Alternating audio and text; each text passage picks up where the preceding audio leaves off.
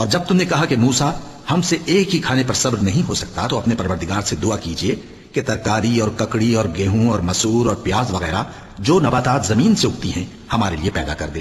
انہوں نے کہا کہ عمدہ چیزیں چھوڑ کر ان کے بدلے ناقص چیزیں کیوں چاہتے ہو؟ اگر یہی چیزیں مطلوب ہیں تو کسی شہر میں جا اترو، وہاں جو مانگتے ہو مل جائے گا۔ اور آخر کار ذلت و رسوائی اور محتاجی و بے نوائی ان سے چمٹا دی گئی اور وہ اللہ کے غضب میں گرفتار ہو گئے۔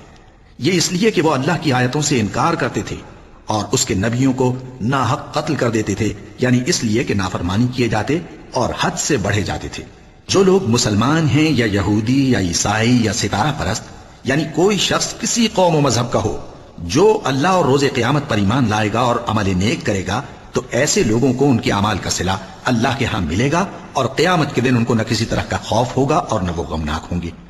اور جب ہم نے تم سے عہد کر لیا اور کوہ طور کو تم پر اٹھا کھڑا کیا اور حکم دیا کہ جو کتاب ہم نے تم کو دی ہے اس کو زور سے پکڑے رہو اور جو اس میں لکھا ہے اسے یاد رکھو تاکہ عذاب سے محفوظ رہو، پھر تم اس کے بعد عہد سے پھر گئے، سو اگر تم پر اللہ کا فضل اور اس کی مہربانی نہ ہوتی تو تم خسارے میں پڑ گئے ہوتے۔ اور تم ان لوگوں کو خوب جانتے ہو جو تم میں سے ہفتے کے دن مچھلی کا شکار کرنے میں حد سے تجاوز کر گئے تھے،